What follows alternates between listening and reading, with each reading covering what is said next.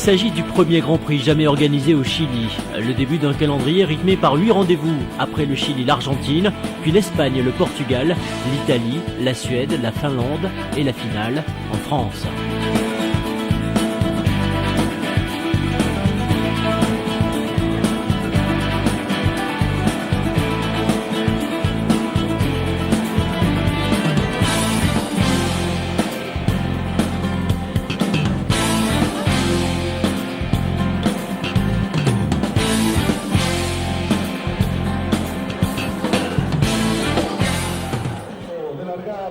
L'heure du départ de la première journée de compétition en enduro, chacune des 2 journées de course compte pour une manche différente. Les pilotes s'élancent à la découverte d'un sol vierge et neuf pour l'enduro. Et la surprise est totale, car ils vont rencontrer beaucoup de difficultés pour apprivoiser un terrain très particulier.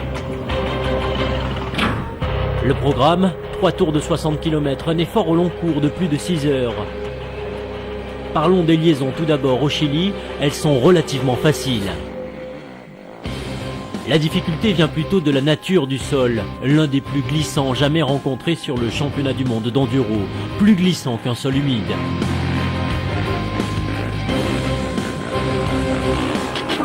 Des pierres, de la poussière, nous sommes au sortir de l'été dans l'hémisphère sud et le terrain est dur comme du béton. Il est donc compliqué de trouver l'adhérence et à l'opposé, facile d'aller à la faute. La course est ponctuée de 3 spéciales, schéma classique, avec la cross test pour la vitesse, l'extrême test, une spéciale plus technique et l'enduro test qui fait appel aux qualités de pilotage pur et d'improvisation. On démarre avec la catégorie Enduro 1 et Jérémy Joly. Champion du monde 2011 chez les juniors, il est à l'attaque. Il prend la 4e place de la 2e manche.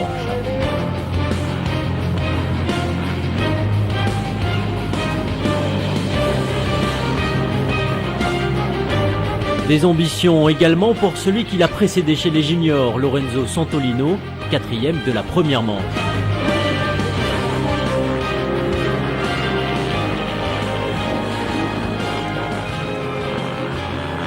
Son coéquipier chez Husqvarna, Matti Seistola, est lui plus en retrait lors de l'ouverture du championnat, seulement 6e de la première manche.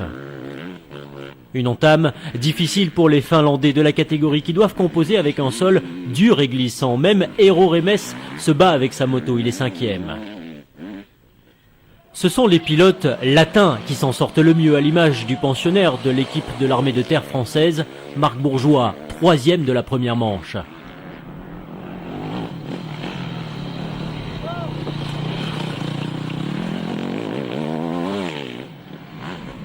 Rose Drictin non plus n'est pas maladroit dans ces conditions. La lutte avec Marc Bourgeois, il termine 2e de la première journée de course.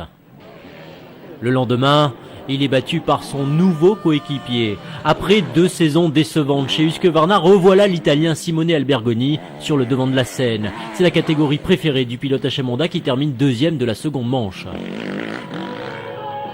Dès l'entame de la saison, Antoine Méo annonce la couleur. Nouvelle équipe, KTM, et nouvelle catégorie, de retour sur la cylindrée qu'il a couronnée 2 ans auparavant.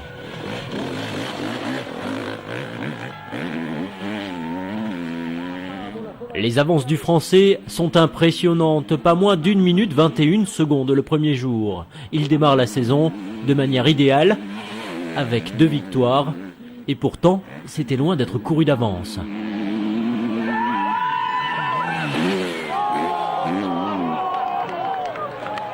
C'était me battre contre moi-même parce que j'étais vraiment mal, j'avais pas de force et j'étais épuisé. Donc voilà, après je remercie vraiment le team, ils ont fait un super boulot, la moto elle marche super bien et voilà.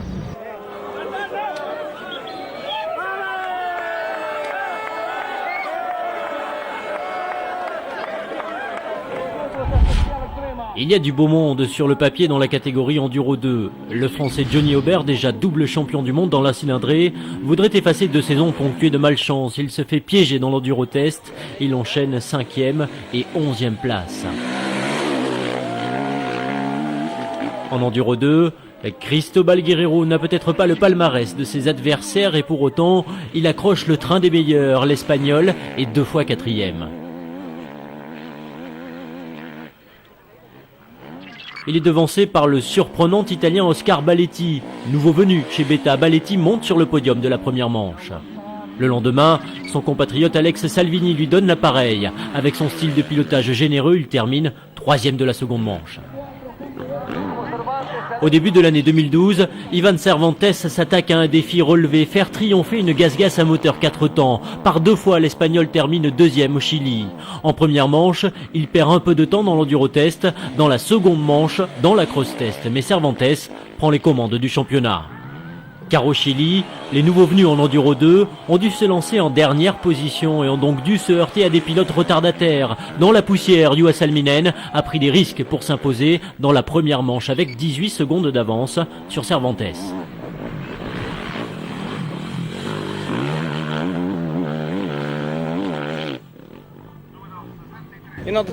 Vous savez, le tracé n'est pas si difficile, mais l'enduro-test est vraiment compliqué. Il y a de nombreux endroits où l'on peut rester coincé et perdre du temps. Tout le monde a rencontré des problèmes, moi peut-être moins que les autres, et c'était la clé aujourd'hui. Le premier jour, il était en lice pour la victoire avant de perdre plus d'1 minute 30 dans l'enduro-test. Cette erreur, il ne la commet pas en seconde manche. Pierre-Alexandre René, l'ancien champion du monde MX3, remporte la seconde journée de compétition devant le leader, récompensé pour sa régularité.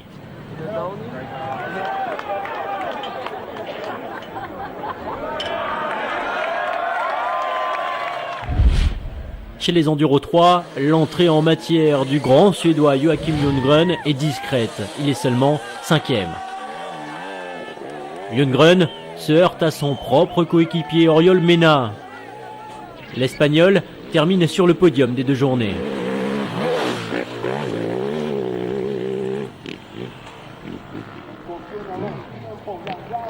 Plus étonnant, l'Estonien Edgar Leok vient s'immiscer en haut des classements. 2e puis 3e, on n'attendait pas forcément le pilote TM à pareil niveau.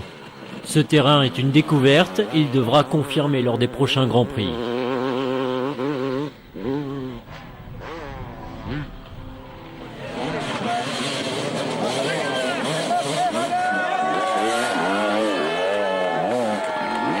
On espérait plus de vitesse de la part du géant britannique Davy Knight.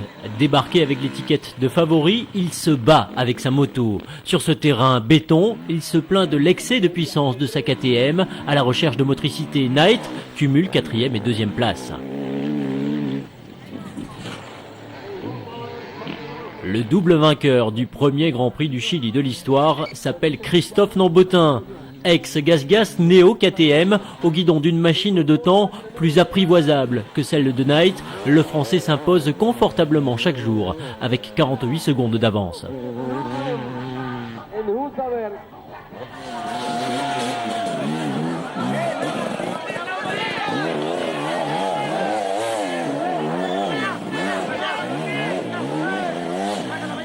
Ça m'a pris du temps quand même pour m'habituer à la moto. Maintenant, j'apprécie vraiment les réglages que j'ai pu aborder et voilà, je me fais plaisir, voilà, je roule bien et voilà, une première victoire, c'est super pour commencer.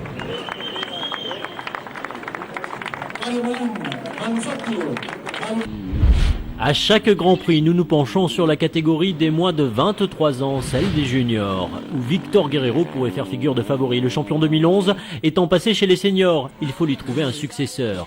Nous découvrons la vitesse du Britannique Daniel Macané sur GasGas. Il enchaîne 2e et 3e place. Mais au Chili, la catégorie est dominée par un Français, Mathias Bellino. Il apprivoise complètement ses conditions de terrain si particulières et s'impose par 2 fois avec des avances conséquentes de plus d'1 minute.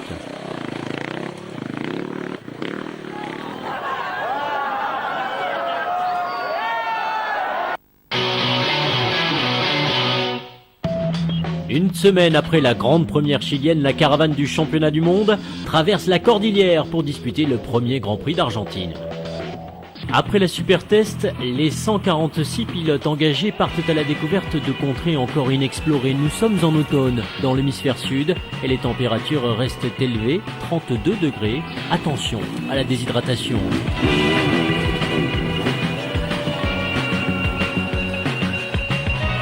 La Quebrada des Ondas est tout simplement l'un des plus beaux spots de freeride au monde. Un véritable manège naturel pour pilotes d'enduro.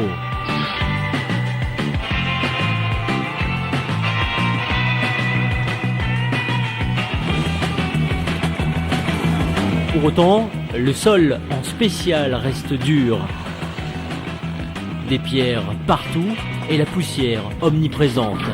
Des sections de fèche-fèche que l'on appelle ici le Guadal.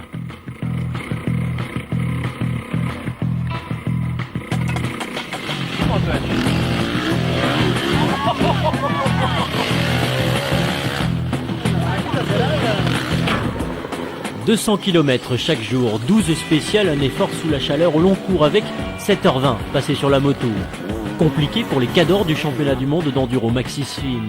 Extrêmement difficile pour des pilotes locaux qui n'ont pas forcément le même niveau.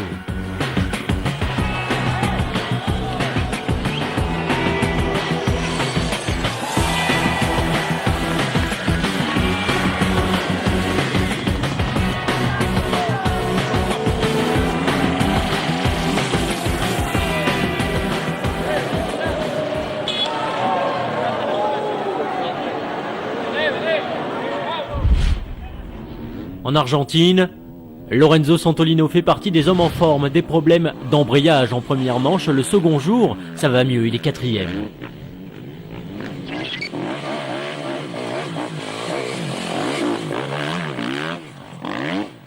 Pas d'amélioration en revanche pour Héro Remes qui perd déjà de précieux points dans la course au titre. 4e et 3e, ça ne suffit pas pour l'instant. D'autant que l'adversité ne manque pas en enduro 1. Thomas Soldrati du team Bordone Ferrari est le premier pilote privé de la catégorie, il est 5e.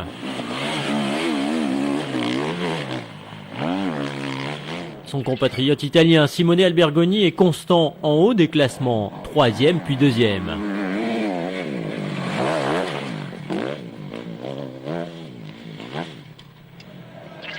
Marc Bourgeois donne le meilleur de lui-même. Il est la surprise du début de championnat, mais le Français se montre parfois irrégulier. 2e de la première manche sur sa Yamaha, il rend la main le lendemain, victime de courbatures au bras, le prix de l'effort.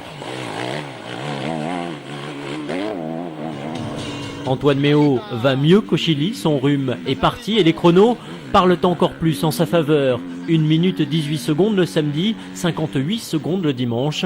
Il va trop vite pour le reste de l'Enduro 1 et conforte sa position de leader.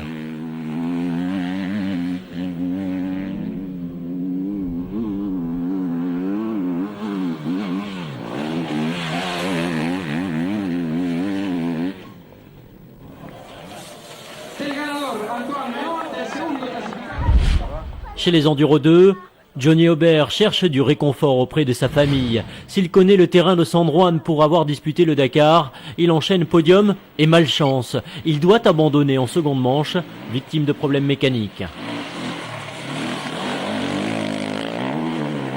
Et il n'est pas le seul dont la moto souffre dans la fournaise de San Juan. Juha Salminen ne retiendra pas forcément sa victoire le 2e jour. Il se souviendra plutôt de son abandon lors de la première manche. Une pierre endommage son pignon de sortie de boîte.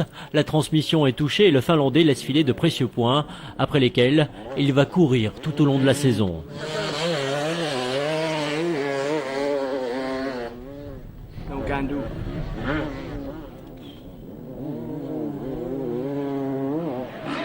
De son côté, Pierre-Alexandre René bataille franchement avec le terrain, 2 fois 4e.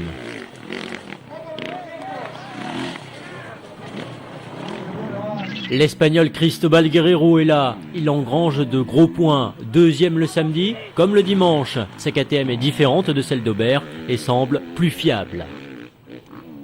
La confiance est du côté de notre Espagnol Ivan Cervantes. L'abandon de Salminen l'arrange bien. Et le pilote catalan offre à Gasgas une victoire capitale. La première pour le moteur 4 temps. Il met également un terme personnel à 1 an et 4 mois sans succès. C'est une nouvelle victoire. J'en avais déjà avec KTM, mais encore aucune avec Gasgas. Et pour moi, cette victoire avec eux représente beaucoup.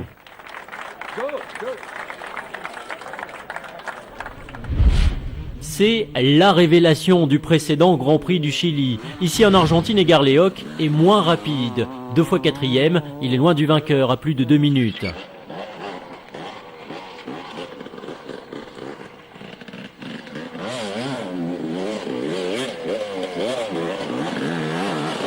Le terrain n'est plus le même d'un pays à l'autre. Et Joachim Lundgren, le Suédois, se montre plus à son aise dans ces conditions techniques. 2 fois 3e, il vise même la 2e place en seconde manche à la lutte avec David Knight.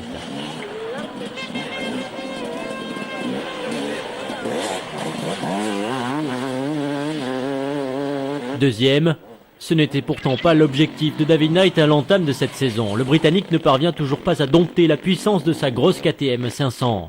Et il subit un nouveau revers face à son propre coéquipier. Car Christophe Nambotin, à ce moment-là, remporte 75% des spéciales qu'il dispute. Son adaptation à la 300 KTM est pour le moins fulgurante. Il ajoute 2 victoires supplémentaires avec 39 secondes d'avance et conforte son leadership. During the Maxxis FIM Enduro World Championship. Chez les moins de 23 ans, on assiste au réveil de Jonathan Manzi. Battu au Chili, il remet les pendules à l'heure. Victoire avec 5 secondes d'avance le premier jour, plus confortablement le second. Souverain au Chili, Mathias Bellino termine 2 fois 2e dans l'ombre de Manzi. C'est le régional Kevin Benavides qui anime la catégorie junior. Par 2 fois sur le podium, il s'affirme comme le meilleur pilote sud-américain.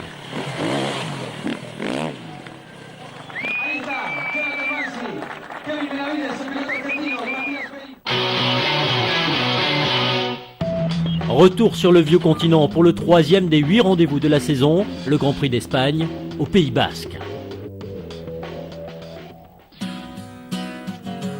Munitibar, c'est tout simplement le plus petit village du calendrier 2012. 381 habitants. Nous sommes à 1 heure de route de Bilbao, dans un autre paradis pour amateurs d'enduro.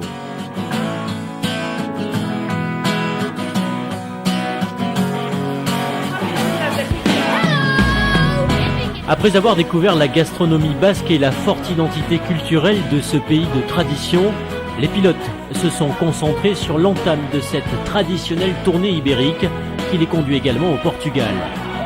Ce n'est pas la première fois que le championnat du monde d'enduro s'arrête dans ce trou de verdure. 2 grands prix ont déjà été organisés à 15 km de là, à Guernica, en 2005 et 2006.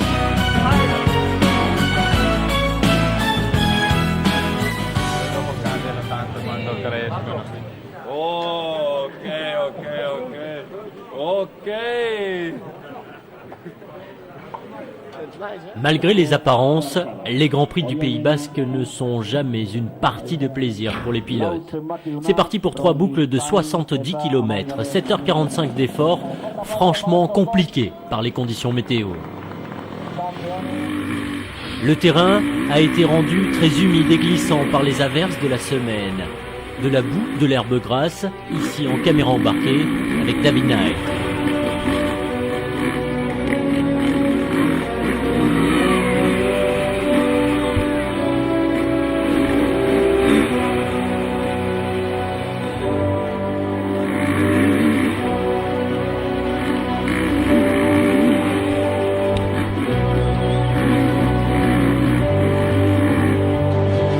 L'endroit critique de ce Grand Prix, le voici, l'extrême test d'Aulesti.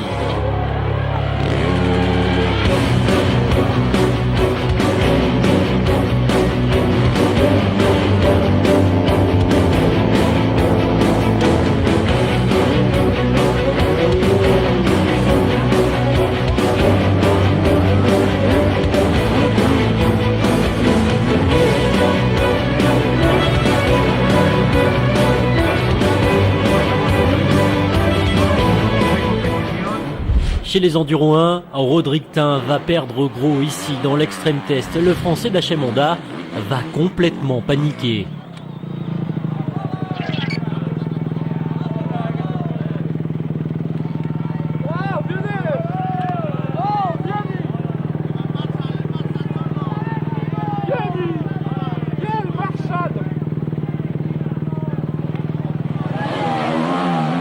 Vaudrictin dépassé par Marc Bourgeois. Le pilote HM Honda sort de ce piège tandis que Bourgeois survole le début de première journée. Il prend la 2e place. Le lendemain, une chute très lourde l'écarte du championnat. Bourgeois rejoint l'infirmerie pour une bonne partie de la saison. Comme souvent, sa fougue est rattrapée par les blessures.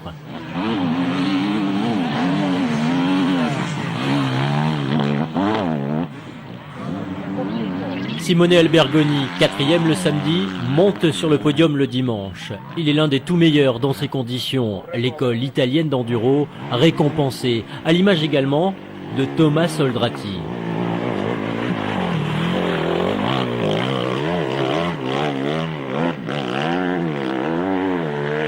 Oldrati, le pilote de Bergame, hisse haut et fort les couleurs de Bordone Ferrari sur le championnat du monde. Une récompense pour lui qui n'était plus monté sur le podium depuis un certain Grand Prix de Slovaquie en 2010, dans la boue.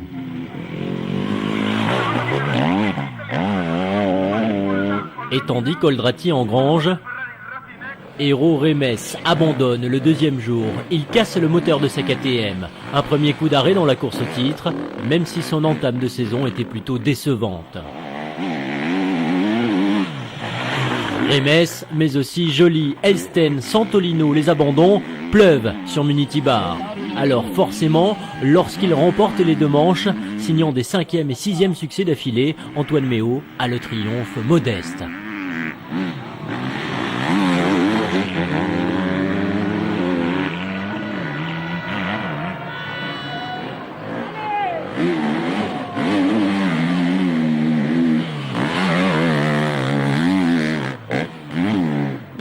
Je profite des malheurs des autres, on va dire, pour creuser encore plus l'écart au championnat. Donc l'essentiel, c'est qu'il n'y a pas de blessés et que tout le monde va bien. Donc voilà.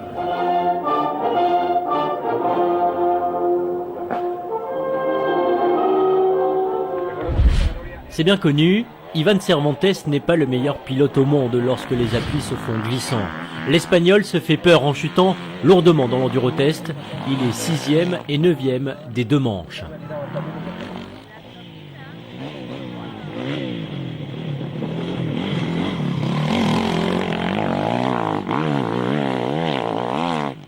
Johnny Hubert, lui, n'est pas maladroit dans ces conditions. Il joue la victoire le premier jour, mais une petite erreur et il prend finalement la 2e place. Car il faut bien se rendre compte qu'il s'agit d'une véritable guerre de tranchées dans les spéciales basques. Yoas Salminen connaît non seulement des soucis de cartographie d'injection, mais il commet des erreurs 5e et 3e.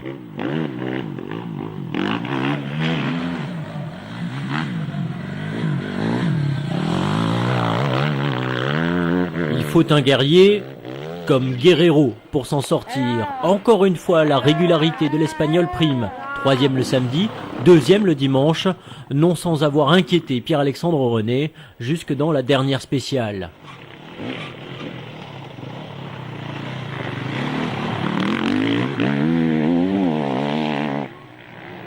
Le Normand adore ce type de conditions grasses. Après une entame pas complètement satisfaisante en Amérique du Sud, l'ancien pilote de motocross joue la carte du risque pour aller chercher un doublé important au championnat, puisqu'il devient le nouveau leader.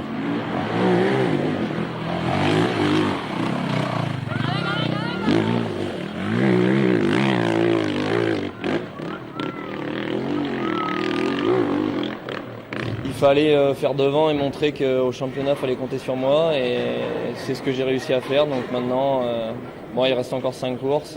Je suis en tête du championnat ce soir, mais la bagarre va être rude toute l'année.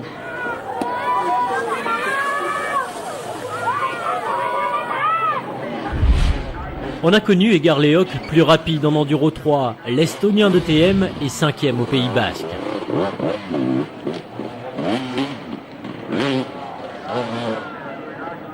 Difficile également pour Oriol Mena de lutter à la régulière avec un gros et lourd 4 temps. Mena, 4e, est logiquement battu par son coéquipier Joachim Lundgren, 3e le samedi et même 2e le dimanche au guidon de la 2 temps. Le pilote Usaberg se sert parfaitement de ses grandes jambes dans ces conditions.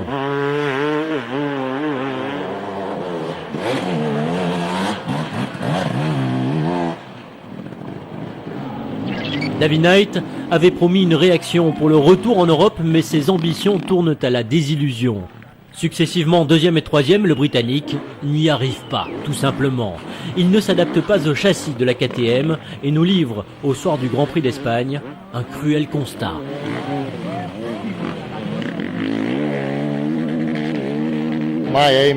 Mon but est d'essayer de gagner une course avant la fin de saison.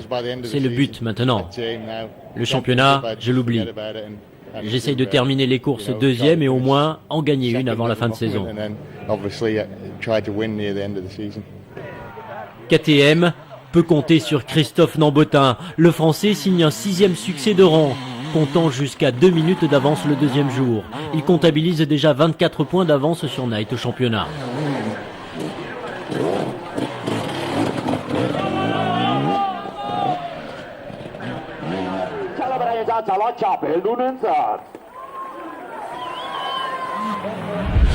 Chez les juniors, l'Espagnol Mario Roman est de retour de blessure. Il est encore loin de son niveau de 2011.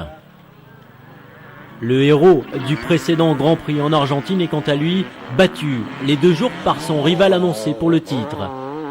Jonathan Manzi est 24 points derrière Mathias Bellino, auteur d'un doublé. Il tient solidement la tête du junior. Le Français a perdu du temps ici, l'une de ses rares erreurs du week-end.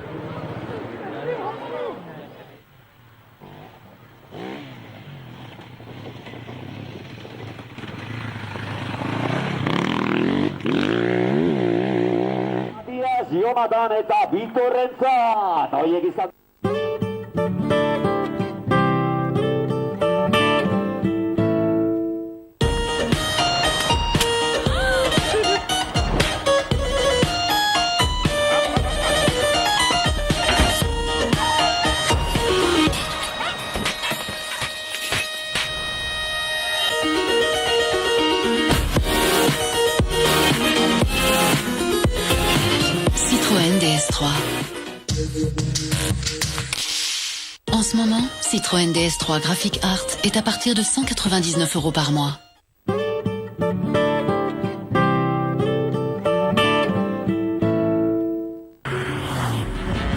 Le trophée Andros prend la direction d'Andorre pour la 2e manche de la saison. Retrouvez les stars de la discipline que sont Olivier Panis, Jean-Philippe Dérault, Margot Lafitte ou Adrien Tambay. Voiture classique, électrique ou moto, il y en aura pour tous les goûts, mercredi 19 décembre à 19h20.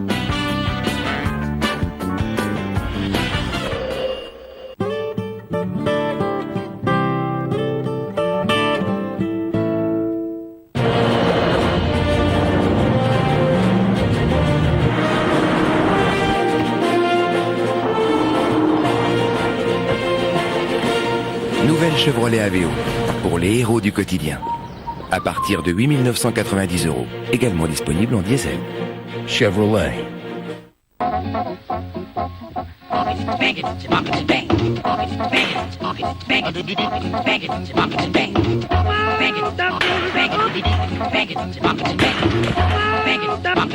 Et donc, la Citroën C4 que vous venez d'essayer ne coûte que 12 990 €.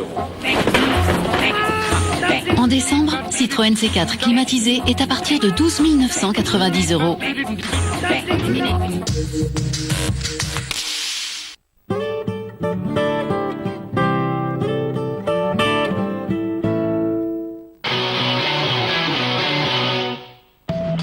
La tournée ibérique continue, 4e des 8 Grands Prix, direction Torres Vedras, au Portugal.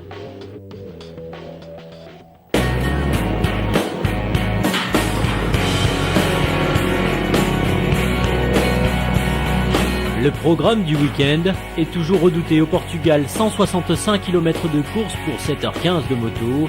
Ça signifie peu de distance en beaucoup de temps. Le terrain s'annonce donc exigeant. Il est jonché de pierres et de cailloux glissants.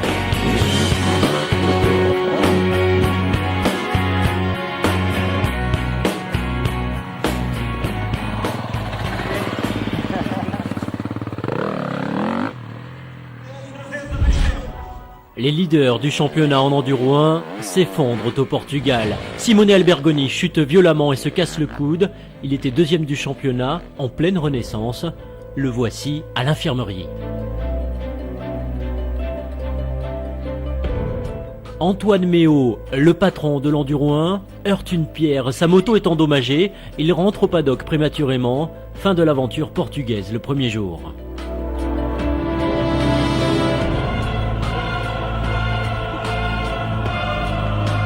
Privé de Méo et Albergoni, la catégorie est animée par Rodrigue Tin. Il remporte sa première victoire de la saison après avoir particulièrement travaillé la préparation de ce Grand Prix. Sur la HM Honda, il est le meilleur pilote de l'Enduro 1.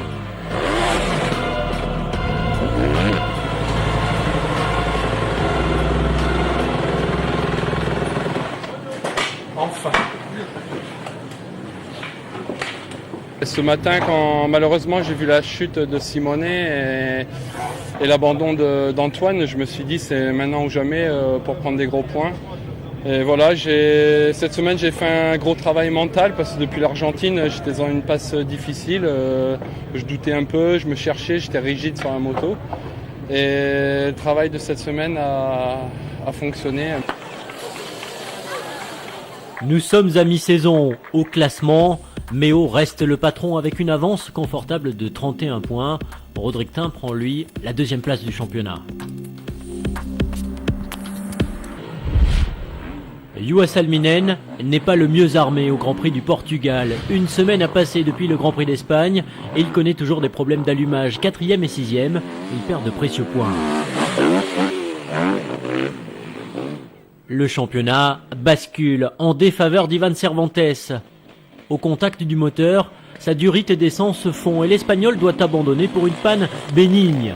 Là aussi, des points importants qui s'échappent.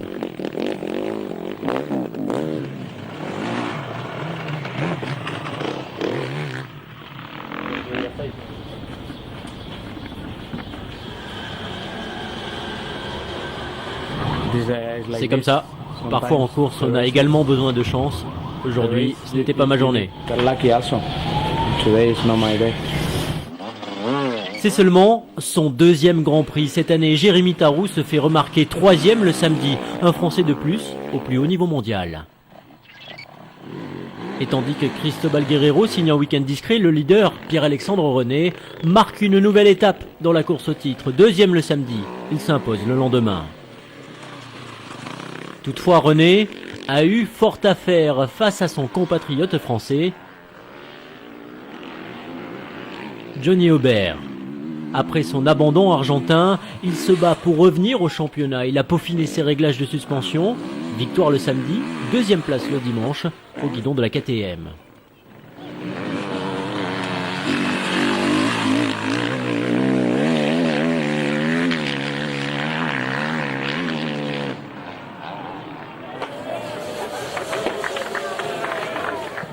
Au classement général de l'Enduro 2 à mi-saison, René compte 15 points d'avance sur Guerrero. Cervantes rétrograde à la 5e place. Le Grand Prix du Portugal marque l'un des pires week-ends de David Knight, successivement 7e et 13e.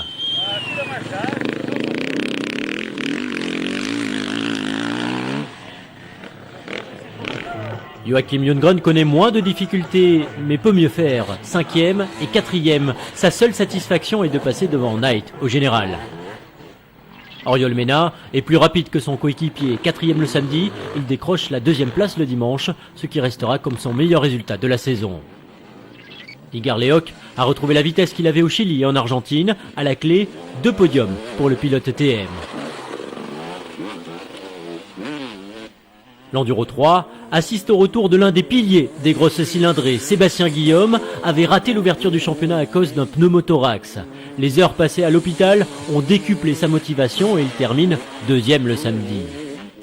Guillaume a pu mesurer la vitesse de son compatriote Christophe Nambotin. Seul pilote encore invaincu du championnat, il aligne des 7e et 8e victoires d'affilée, même si le samedi, il a reçu un coup de pouce de son coéquipier, un David Knight battu, mais qui garde beaucoup de classe.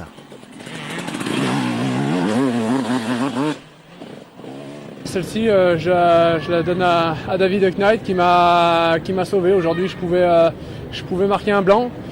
Et voilà, je suis tombé dans la liaison dans le dernier tour, je suis tombé dans un trou d'eau, enfin je suis tombé dans l'eau, la moto s'est couchée et du coup elle s'est noyée. et pas moyen de redémarrer. Et David, quand est arrivé derrière moi, n'a pas hésité à s'arrêter. Au classement de l'Enduro 3 à mi-saison, 50 points séparent Nambotin du reste du monde. Ljunggren est le nouveau numéro 2.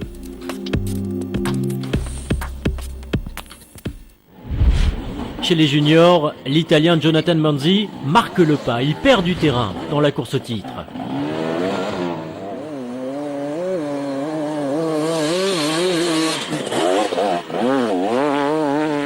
Son compatriote, Rudy Moroni, se montre plus rapide, notamment le premier jour, où il termine deuxième.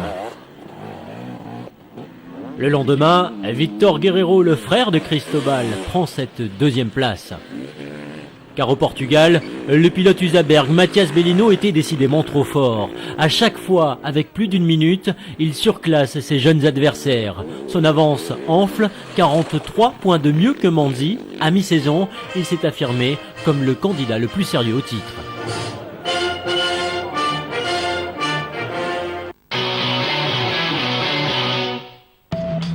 La seconde moitié de la saison démarre en Toscane, à Castiglione Fiorentino, théâtre du Grand Prix d'Italie.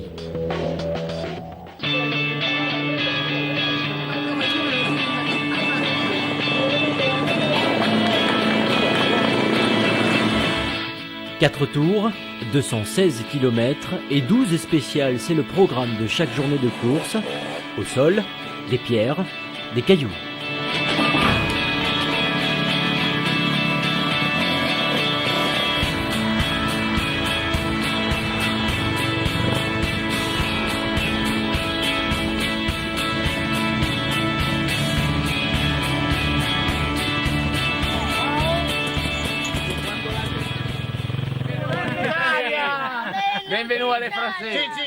Que de souffrance pour les hommes et les machines. Alors qu'il était en regain de forme, Johnny Aubert est contraint à l'abandon. Comme en Argentine en début de saison, sa moto s'arrête mystérieusement. Aubert est à cran. C'est pas facile, à chaque fois j'essaie de revenir, essayer de revenir, de recoller au championnat, tout ça, mais toujours quelque chose qui se met en travers et c'est vrai que ça fait 2 ans que ça dure et c'est bien que ça s'arrête. Les pilotes sont repoussés dans leur dernier retranchement.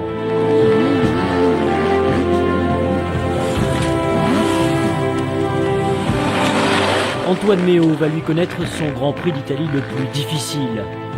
Il y a cette chute tout d'abord, puis la mécanique s'en mêle.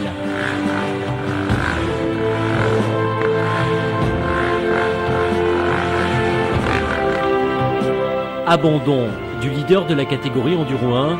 Sa moto, comme celle d'Aubert, est victime de la chaleur. Le Français doit la pousser pour terminer la spéciale en espérant réparer, mais ses efforts sont vains. Méo est hors course.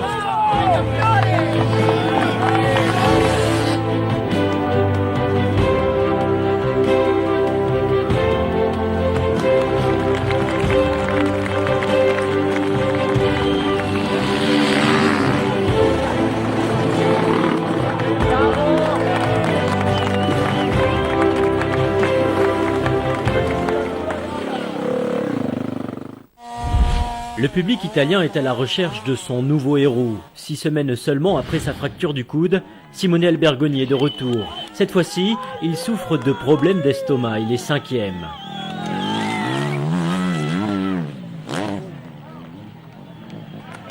L'autre Italien de l'Enduro 1, Thomas Soldrati, termine 4e le samedi, une place de gagner le dimanche sur le podium de son Grand Prix national. Le Grand Prix d'Italie marque également la renaissance de Matisse Eistola, 2e des 2 manches. Il vise même la victoire un instant avant de partir à la faute. Le vainqueur, le voici, Héro Remes. Après un podium le samedi, il profite de l'absence de Méo le dimanche. Son avance n'est pas négligeable, 33 secondes.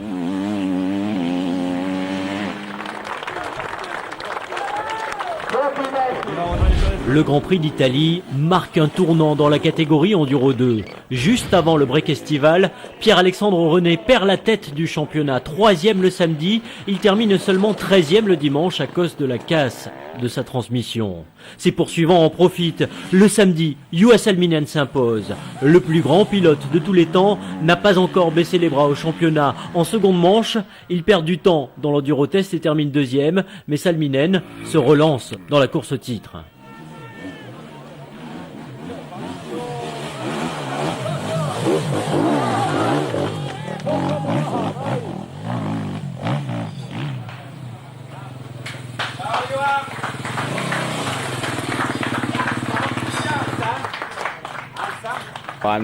Je ne calcule pas, vous savez, j'essaye de faire du mieux que je peux.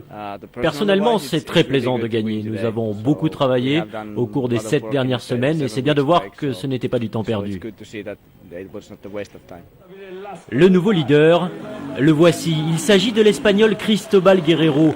2e le samedi, il va décrocher le dimanche sa première victoire de la saison et prendre du même coup les commandes du championnat avec 4 petits points d'avance sur René.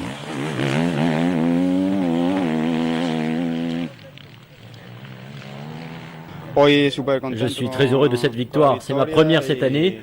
J'en avais très envie. Après tant de deuxième place, pas si loin des vainqueurs, je suis très heureux.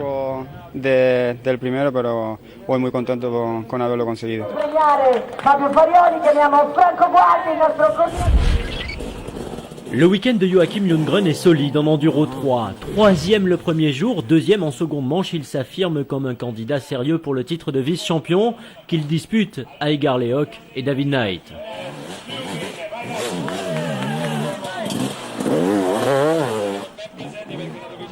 David Knight, parlons-en. Le voici avec un nouveau coach, l'ancien champion du monde, Paul Edmondson. Il y a du changement chez le Britannique, avec une nouvelle machine également. Fini la grosse 500 cm3 4 temps, Knight a choisi la même arme que son coéquipier Nambotin, la 300 cm3 2 temps. Résultat, la victoire dès sa première sortie le samedi. Un succès fulgurant qui nous fait alors penser que l'on a retrouvé le grand David Knight. Del Brut assolutamente italiano.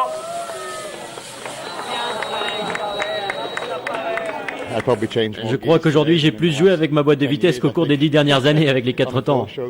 C'est bien, vous savez, la course convient aux 300 cm3 aujourd'hui et c'est incroyable ce que l'on peut faire avec la souplesse de cette moto. C'est une machine très confortable, je l'utilisais seulement sur les courses extrêmes. Je suis au moins content d'avoir battu Christophe une fois. Imaginez le contexte, le samedi soir à l'heure de la mécanique, l'ambiance est électrique entre Nambotin, battu par Knight, qui vient jouer dans son jardin au guidon de la même machine. Christophe Nambotin est vexé.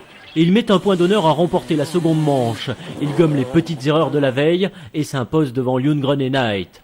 Mais le doute s'est quelque peu installé avant le break estival, même si le Français dispose toujours de 54 points d'avance sur son premier poursuivant au classement général.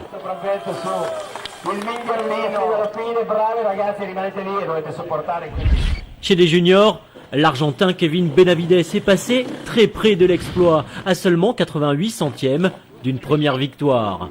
Seulement voilà, Jonathan Manzi et Mathias Bellino sont trop forts. Le Français s'adjuge la première manche. Victoire de l'Italien à domicile le deuxième jour.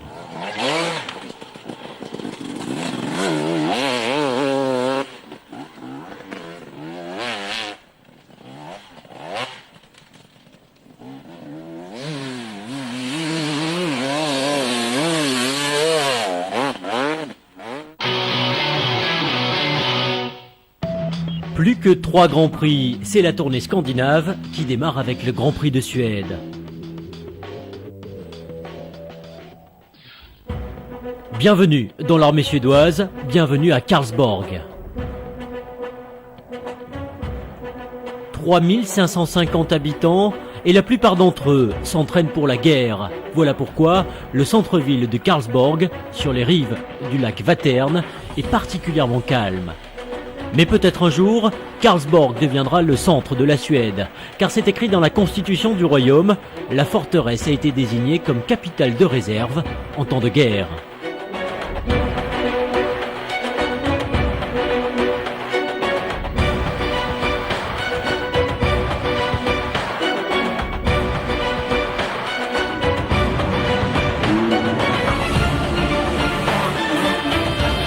Le championnat du monde d'enduro Maxis FIM sort de 2 mois de vacances. C'est l'heure de la rentrée sur un terrain détrempé. Il reste alors 3 courses, ce Grand Prix, la Finlande et la finale en France.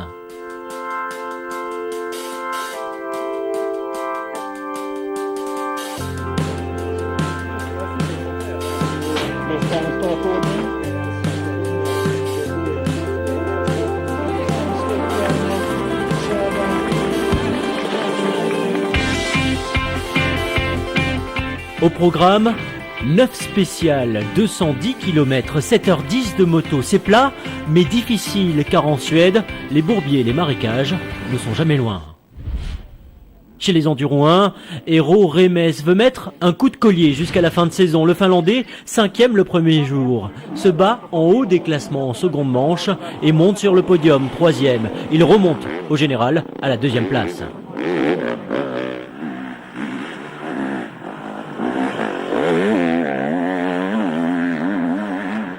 Mathis Heistola, lui aussi, nourrit des ambitions afin d'effacer un début de saison timide. Il se bat avec Remes éteint et termine 4e. Thomas Soldrati débarque quant à lui au sein d'une nouvelle écurie. Le mariage est consommé avec Bordone Ferrari. Il roule provisoirement pour la petite équipe GP Motorsports et signe ses meilleurs résultats, 3e puis 2e. Une drôle d'épreuve où Fabien Planet vient jouer les premiers rôles. Le Français au guidon de la Sherco termine 2e le samedi, offrant à son employeur une belle récompense.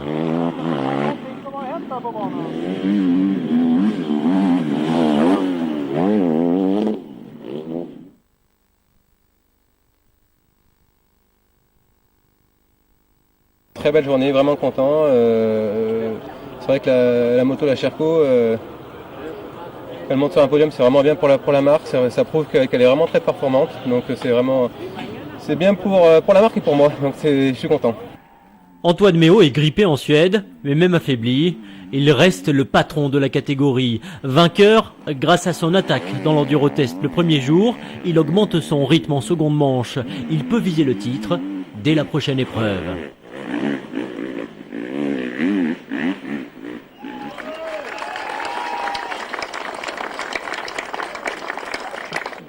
En Suède, chez les Enduro 2, Ivan Cervantes fait définitivement une croix sur ses ambitions de titre mondial. Victime de la casse de son guide-chaîne, l'Espagnol abandonne en seconde manche et rétrograde à la 4e place du général.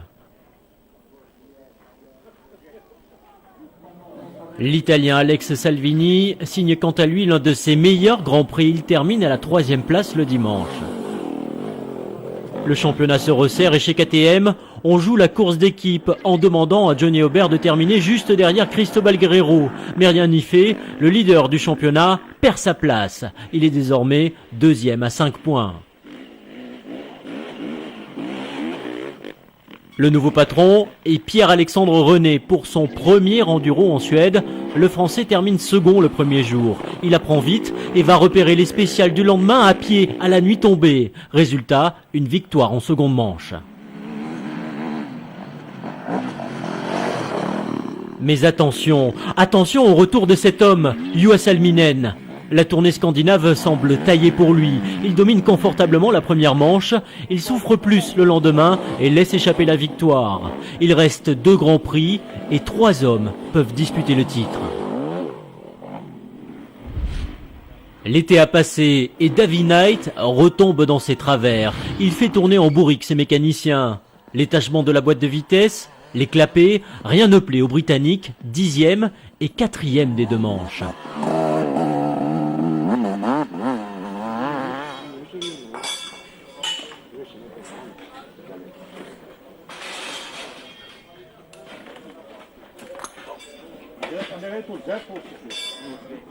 Joachim Ljunggren joue à domicile. Pourtant, il manque de rythme. Il termine 2 fois 3e. Certes, il vole la 2e place du classement général à Davy Knight, mais il voit également Egar Leok se rapprocher dangereusement de lui.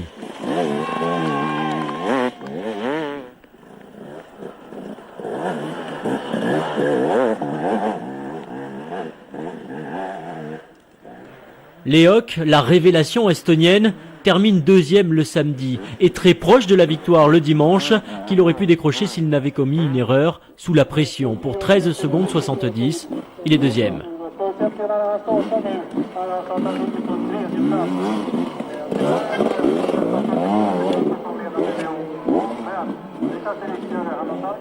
Battu en Italie, Christophe Nambotin était inquiet avant ce Grand Prix.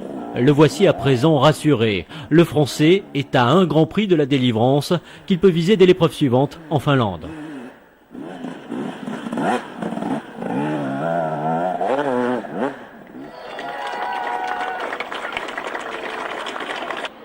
Chez les juniors, comme en E1, en E2, en E3, le leader est français. Au guidon de la Husaberg, constructeur d'origine suédoise, Mathias Bellino se rapproche lui aussi d'un titre qui lui tend les bras. Il remporte les 2 manches sans sourciller. Jonathan Manzi ramasse les miettes et reste le dauphin de Bellino. Deuxième de la seconde manche, le Britannique Daniel Makane sur Gas-Gas. Le Grand Prix de Suède, c'est également l'une des belles histoires du championnat. Intraitable dans la Youth Cup réservée aux 125 cm3 de temps, Giacomo Redondi, l'Italien, remporte ce trophée réservé aux espoirs et s'annonce déjà comme un futur grand de l'enduro.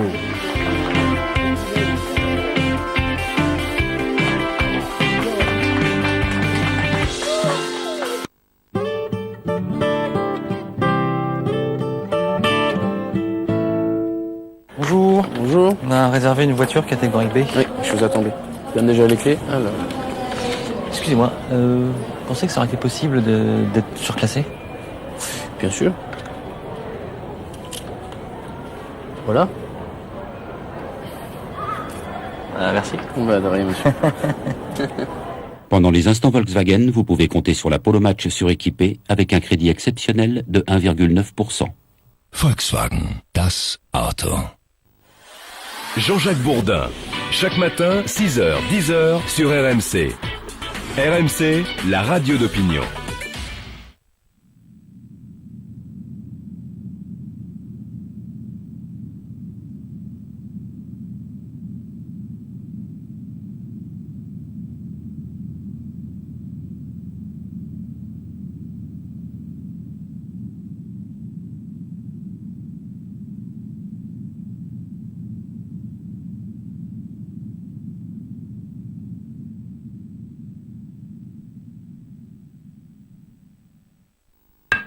Vous, devant votre écran, Télécable Sat Hebdo est fait pour vous. Envie de cinéma, sport, séries ou documentaires, découvrez chaque semaine la sélection du meilleur des programmes télé. Et pour mieux profiter des nouvelles chaînes, des pages programmes toujours plus complètes. Télécable Sat Hebdo, le guide le plus complet pour la télé par câble, satellite et ADSL.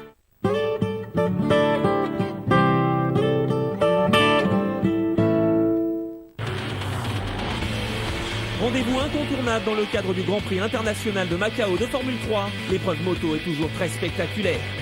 46e édition dans les rues de l'ancien comptoir portugais en Asie, à suivre ce soir à 21h05.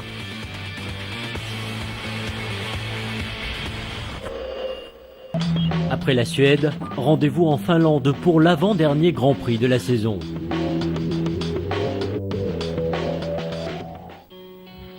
La concentration est au maximum au départ du 7e et avant-dernier rendez-vous de la saison. La fin de l'été est plutôt fraîche en Finlande, 16 degrés, des nuages le premier jour, la pluie le lendemain. Les pilotes empruntent la route sur une partie de la liaison. Pas de risque, les vitesses sont contrôlées, les motos d'enduro ont une plaque d'immatriculation, un éclairage, elles respectent les lois.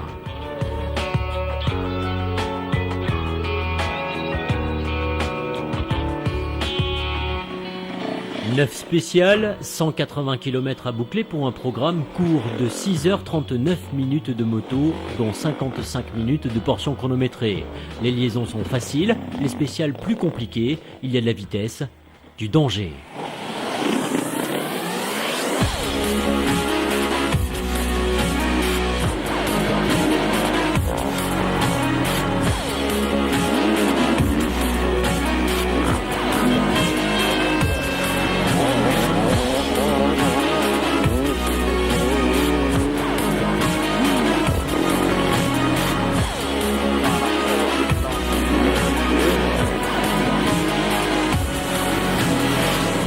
Hérault Remes, réduit au rang de spectateur, montre les traces. Jérémy Joly est blessé. L'Italien Thomas Soldrati est plus malchanceux qu'en Finlande. 5e le premier jour, pénalisé le second, mais il reste en lice pour le podium final de la catégorie. Rodrigue Tin nourrit la même ambition. 3e le samedi, il est ralenti par une chute le dimanche. À la lutte avec Mathis Heistola, le Français a dû s'incliner. Le Finlandais du Husqvarna dispute un Grand Prix à domicile. Très proche de la victoire le premier jour, il la laisse finalement filer pour 3 secondes 20.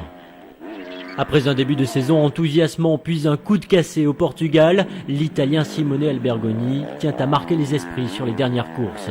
Il remporte sa première victoire de l'année en seconde manche.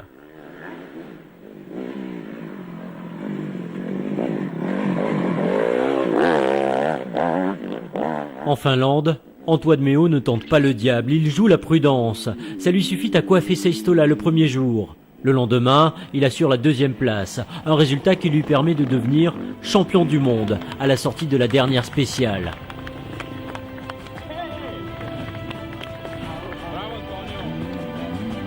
À 28 ans, Antoine Méo entre dans l'histoire en décrochant un 3e titre d'affilée. Après 2 succès avec Husqvarna, il s'agit de sa première couronne chez KTM.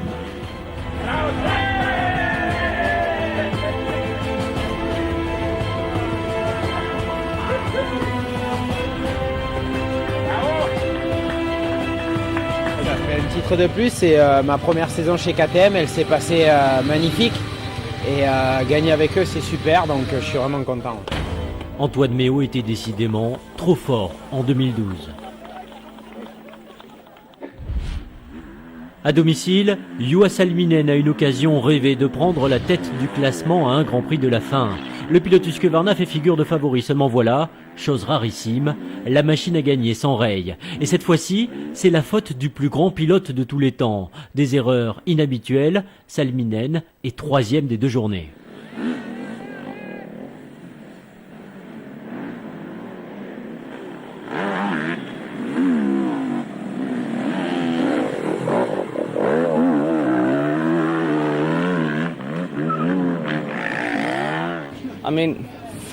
J'ai été rapide à certains endroits, mais pas dans les bons endroits. J'ai commis trop d'erreurs. Ce n'est pas un bon week-end. Et je ne sais pas pourquoi.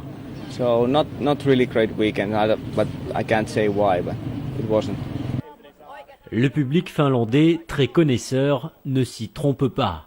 Le pilotage de Cristobal Guerrero est impressionnant en Finlande. Il vole sur les obstacles. À 5 points de René, leader, il n'a plus d'autre choix que d'attaquer. Les 2 jours, tout se joue dans la dernière spéciale. Et les 2 jours, l'Espagnol est battu.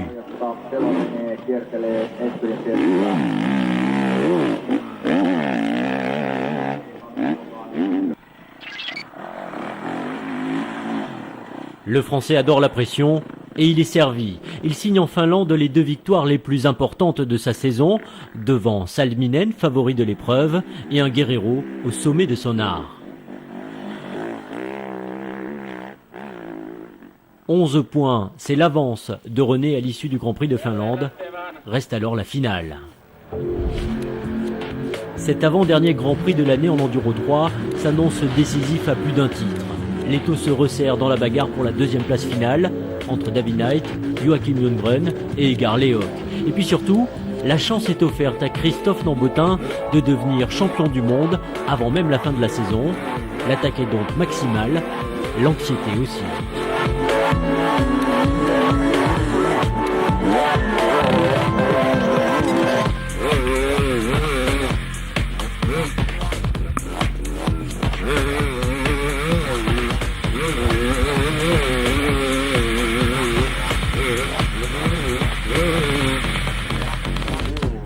Nous vous l'avons déjà dit, Edgar Lehoc est l'une des grandes surprises de la saison 2012. Au guidon de l'ATM, il ne se pose aucune question. Il voit ses efforts et sa constante progression récompensée avec une victoire dans la seconde manche. Seulement 2 saisons dans les pattes et voilà son premier succès. Enfin, c'est arrivé. Depuis que je fais de l'enduro, j'en rêvais de gagner un jour, entendre l'hymne estonien.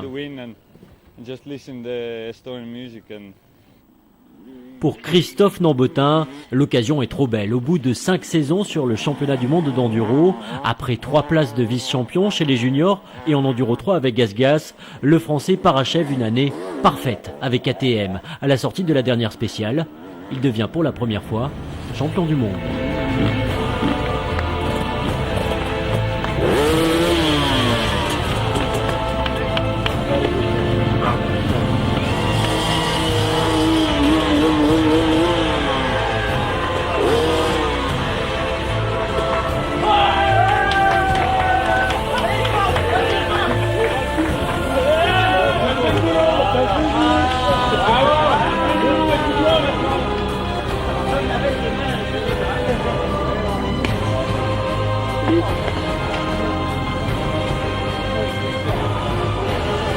Je suis super content de gagner champion du monde aujourd'hui. Voilà, en plus j'ai été papa pour la 2e fois cette semaine, donc voilà, c'est une période que je ne pourrai jamais oublier. Ça, on a une pensée particulière quand on est champion du monde comme ça? Oui, c'est sûr que déjà pour moi-même, mais c'est vrai que j'ai eu des périodes difficiles, j'ai eu pas mal de bons moments et de mauvais moments dans ma carrière, donc je suis super heureux. Et après toute ma famille, ma petite famille aujourd'hui, 4, et puis tous les sponsors, tous les gens qui m'ont soutenu après le motocross quand j'étais en train de me perdre un petit peu, qui m'ont soutenu, et donc voilà, ce titre il est pour tous ces gens-là.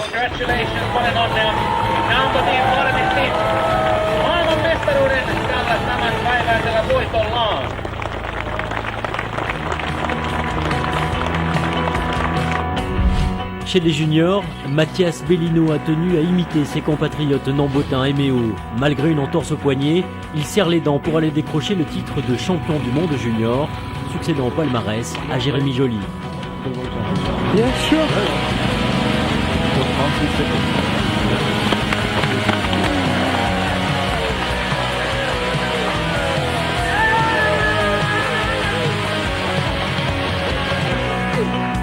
C'était vraiment dur à finir, les liaisons, j'en ai vraiment chié, je suis tombé plusieurs fois, je conduisais à une main, les spéciales j'ai serré les dents.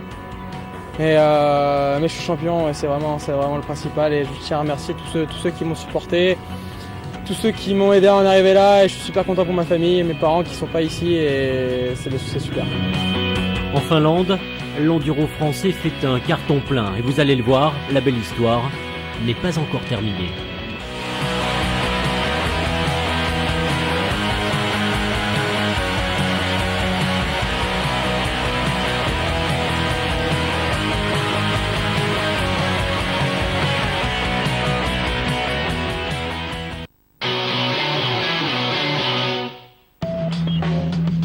C'est la finale du championnat du monde d'enduro Maxi Swim, le Grand Prix de France.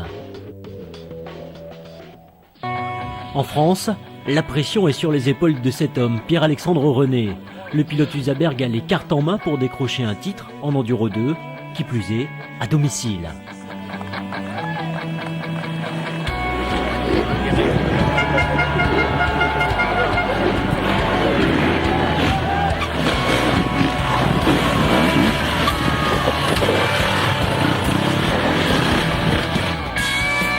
Nous sommes en caméra embarquée avec le champion du monde junior Mathias Bellino. Le terrain n'est pas forcément celui qu'on a l'habitude de rencontrer lors des finales françaises. Il est plus méditerranéen, composé à 75% de pierre et 25% de résidus de bauxite, notamment dans cette carrière.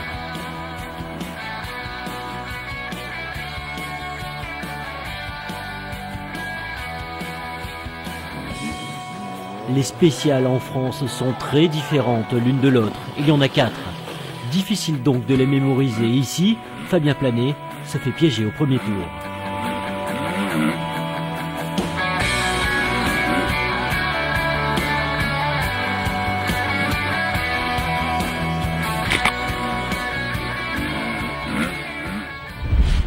Le résultat de Mathis Eistola en France est à l'image de sa saison en Enduro 1, franchement en demi-teinte. Il termine à la 5e place du classement général, la faute à un début de saison raté.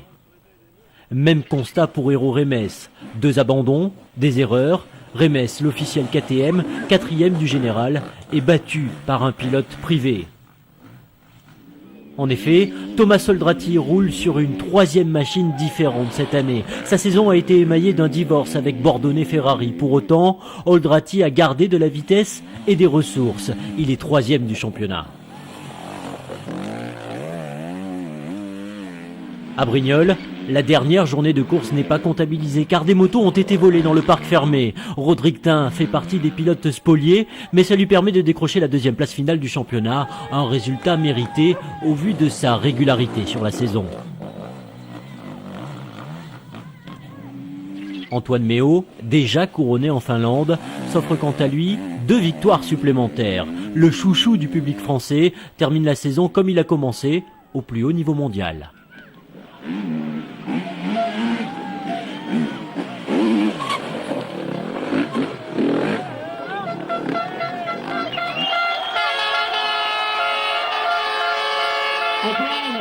Voici le classement final du championnat en Enduro 1. Le podium, Méo, Tin et Oldrati.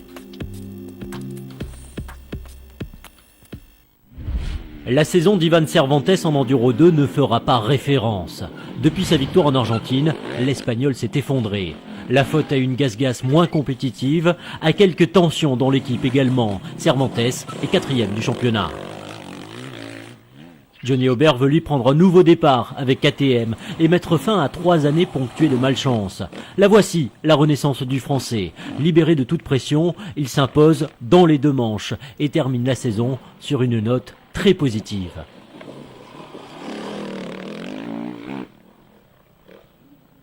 Juha Salminen a peut-être raté le coche lors du dernier Grand Prix de Finlande. Pas de miracle en France. Il commet encore quelques imprécisions et termine le championnat à la 3e place du classement général, à 24 points du titre.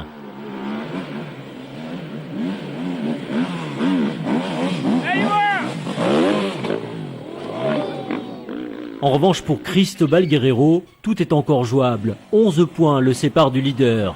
Seulement voilà, l'Espagnol s'est blessé 2 semaines auparavant lors des 6 jours en Allemagne. Son épaule est meurtrie et Guerrero n'est pas en pleine possession de ses moyens. Cruelle sanction, l'Espagnol termine 2 fois 4e et peut dire adieu au titre mondial.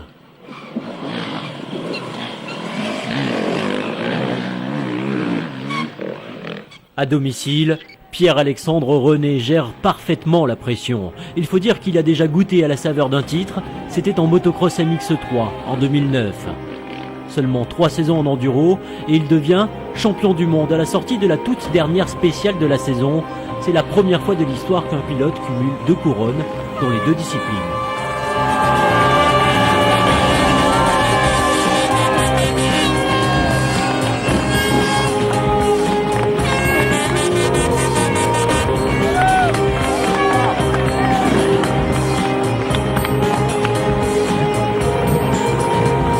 Soulagé que ça soit terminé.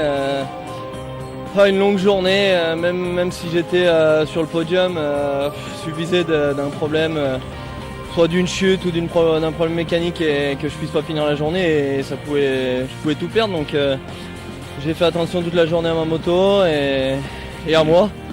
Et puis je gagne, donc c'est top. Salminen, Guerrero, Cervantes, Aubert, vous les avez tous battus cette saison. Ça fait quelque chose? Ouais, bien sûr, je suis très fier de les avoir tous battus. Juha, c'est quand même 8 titres de champion du monde, Ivan 4 ou 5, Johnny 2, Cristobal 1 en junior. Donc non, vraiment très fier de les avoir tous battus.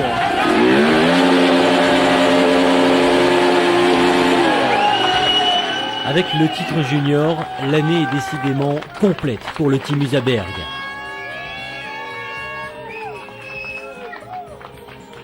Au classement final, derrière René suivent Guerrero, Salminen, Cervantes, Aubert, Basset, Salvini, Baletti, Gauthier et Vogels. À seulement 2 points de la 2e place finale, Edgar Lehoc a fait ce qu'il a pu pour tenter de déstabiliser Joachim Lundgren au cours de la finale en Enduro 3. Et même si le titre de vice-champion ne lui revient pas, il est 3e. L'Estonien de TM Racing aura marqué les esprits en 2012. Le vice-champion du monde est donc Joachim Lundgren. Il n'a jamais été en mesure d'aller se battre avec Nambotin. En revanche, il a su résister aux assauts de Lehoc et David Knight. Lundgren réalise sa meilleure saison depuis son arrivée chez les seniors en 2008. Je suis très heureux. Terminer deuxième, c'est une très bonne chose. Cette année, Christophe Nambotin était sur une autre planète, si rapide, tout le temps. Mon objectif était de terminer deuxième et je l'ai atteint. Je suis très content. Déjà couronné en Finlande, Christophe Nambotin s'était fixé un autre challenge, remporter le Extreme Test Award, récompensant le meilleur pilote en spécial extrême, et le trophée hommage à Mika Ola, le Brave One Trophy, qu'il s'adjuge lui aussi pour avoir été le meilleur pilote dans les endurotests.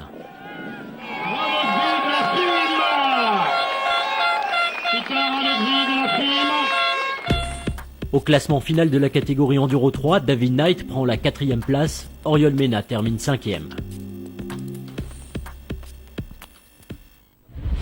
Libéré de toute pression, Mathias Bellino remporte facilement la catégorie junior en France en s'imposant les 2 journées. C'était plus serré pour la 2e place, mais l'espoir britannique Daniel Macané est freiné par un abandon en 2e manche. Jonathan Manzi s'adjuge donc la 2e place finale du championnat, malgré une finale française compliquée pour lui. Voici le top 3 final du junior, seulement 13 points entre Manzi et Macané. La prochaine saison s'annonce déjà prometteuse.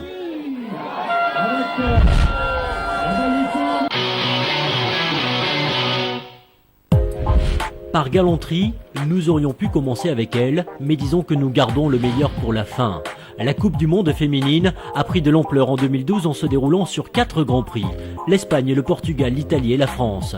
Ludivine Puy y défend son titre, mais cette saison, l'adversité vient de son propre camp, avec la championne de trial, Laia Sanz, passée chez GasGas. Elles sont 11 compétitrices régulières et parmi elles, 4 débutantes, dont la sud-africaine Tony Jardine et la prometteuse australienne Jessica Gardiner.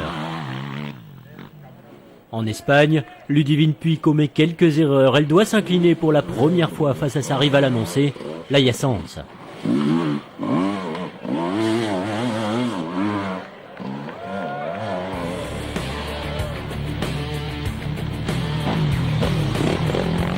Les 2 adversaires se retrouvent au Portugal pour la 2e épreuve de la Coupe du Monde féminine. Vexée de sa défaite espagnole, Ludivine Puy prend une revanche le samedi pour moins de 3 secondes. Réaction de Laia Sanz le lendemain pour 6 secondes 81. L'Espagnol de GasGas reste leader, mais la guerre est déclarée. Le Grand Prix d'Italie est un tournant de la saison et Ludivine Puy est battue à 2 reprises par Laia Sanz, qui termine la course avec une blessure sérieuse, un pied cassé. Une incroyable démonstration de courage de la part de l'Espagnol, désormais solidement en tête du général.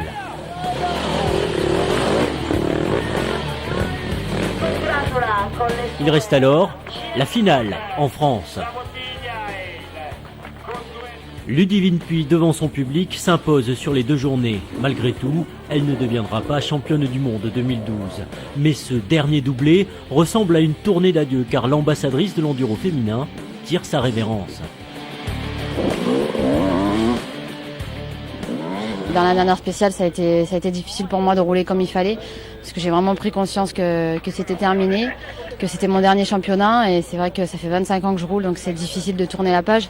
Mais aujourd'hui, j'ai d'autres projets et il faut que je m'y tienne. La relève est là, incarnée par Laia Sanz. 2 fois 2e en France, elle écrit une nouvelle page de l'histoire du motocyclisme. En dominant la Coupe du Monde féminine, elle devient championne du monde, un titre qu'elle cumule avec une couronne en trial. 2 titres, la même année, dans 2 disciplines moto, ça n'avait jamais été fait auparavant, tous sexes confondus.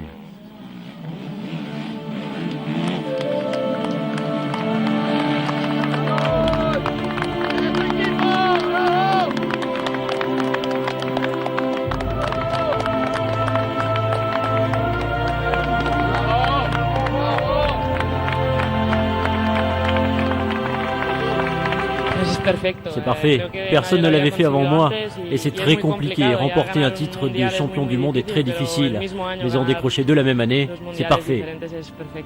Lequel vous préférez? Les 2. Audrey Rossa, 3e, vient compléter le podium de la Coupe du Monde féminine 2012.